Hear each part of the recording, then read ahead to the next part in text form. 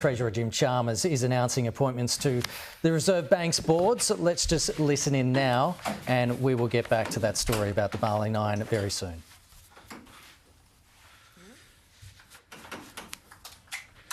Okay, all good to go?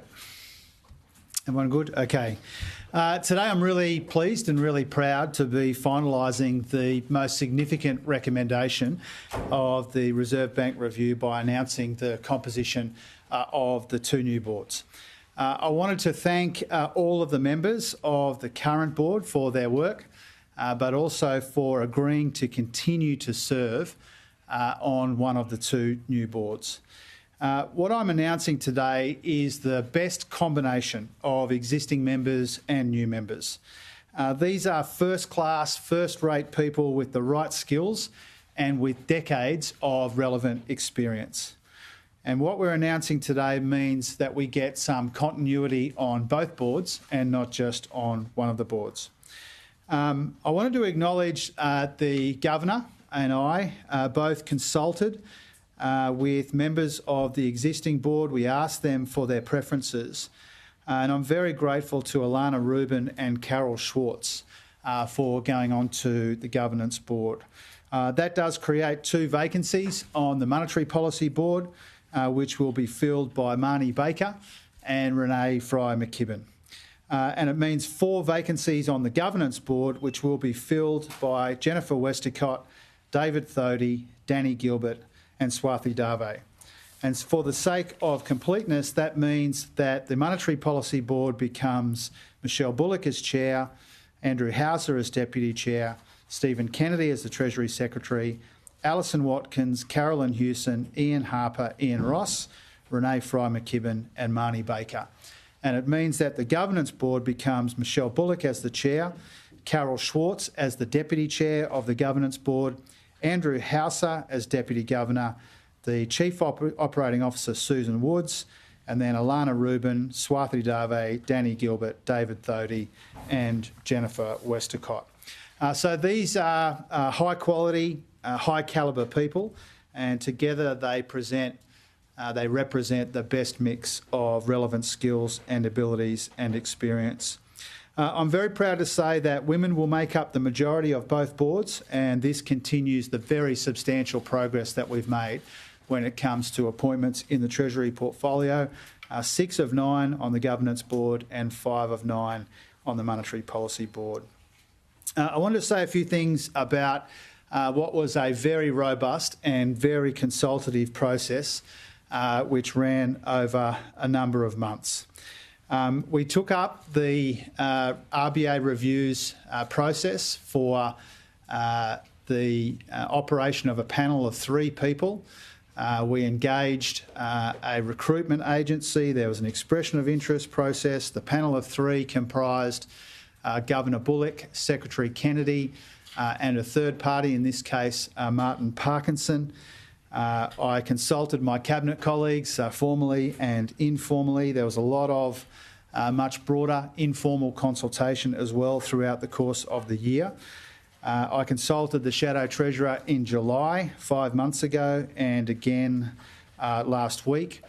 I wanted to make it clear that the 2 new members of the Monetary Policy Board were the same names that I proposed to the Shadow Treasurer in July. And almost all of the Governance Board nominees as well. We asked for suggestions from the opposition, and that's because we took our responsibilities to consult very seriously. And you all know, having followed this very closely, just how much effort and work we put into trying to make this as bipartisan as it could be, and that extended to the way that we consulted in a genuine way. The new boards will begin from the 1st of March, so that it's after the February meeting and not before.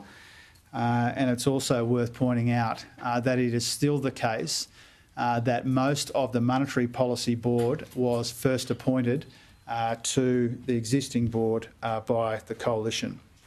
You'll also see that I've staggered the term lengths to ensure that we can continue to balance the perspectives of existing members and new members, and so all of the reappointments don't come at once. We've imposed some order on the end of the terms in February and in August, at the end of a statement on monetary policy cycle, also trying to get it away from budgets and other times that occupy Treasurer's minds, but impose some order on the sequence of these reappointments coming up so that they don't all come up at once.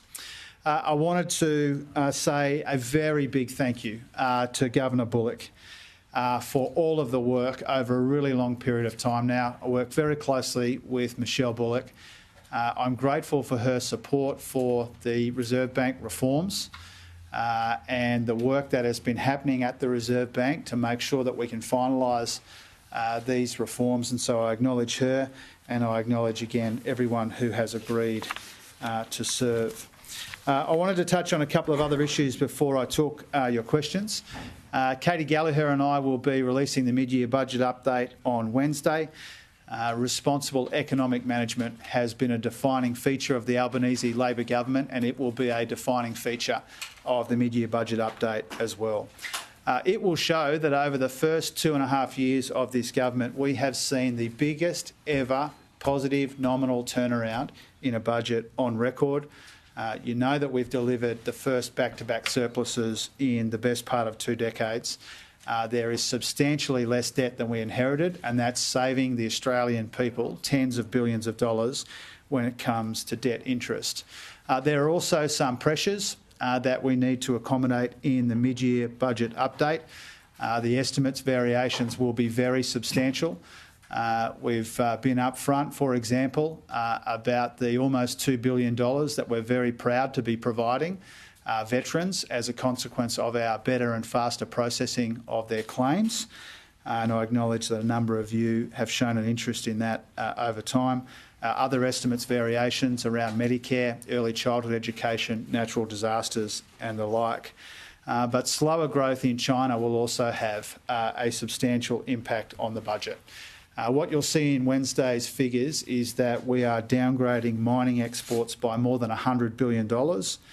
As a part of that, or as a consequence of that, company taxes will be down $8.5 billion in the budget update. That's actually the first downgrade in company taxes since 2020.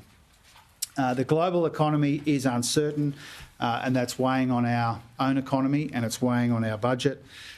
Some of these pressures on our budget are intensifying. Global volatility is a big part of the story, and you'll see that in the mid-year update. But despite all of this global economic uncertainty, despite the pressures on our economy from cost of living and from higher interest rates, what we've seen over the first 2.5 years of this government, 2 surpluses, much less debt, at the same time as we kept the economy growing, real wages are growing, inflation is falling, 1 million new jobs created, everyone's getting a tax cut and help with their energy bills, and still those 2 surpluses and a budget which is in substantially better nick than the one that we inherited in May of 2022. The last 2 things are Tim Pallas's resignation, and then I've been asked to say a few things about the situation in Fiji. I wish Tim Pallas well. I've known Tim Pallas for some time now. I consider him a friend. He is a person of great intellect. He's made an enormous contribution to the state that he loves. He is wonderful company, and I'll be sad to see him go. From time to time, we butt heads about issues, and that's fine. That's to be expected. But nobody could doubt his commitment over 10 years and 10 budgets and all of his experience before then. He has been a huge contributor to the state of Victoria. He's a very fine Victorian and a great Australian. I'll be sad to see him go, but I can understand that after 10 years and 10 budgets, he's earned the right to put his feet up. So, Tim, I wish you well, mate, and all the best for the future. The last thing I wanted to say was about the situation in Fiji. This is very concerning news out of Fiji, with 4 Australians hospitalised over the weekend. We're thinking of the friends and family of the people who are affected. This is no doubt a very distressing time for them.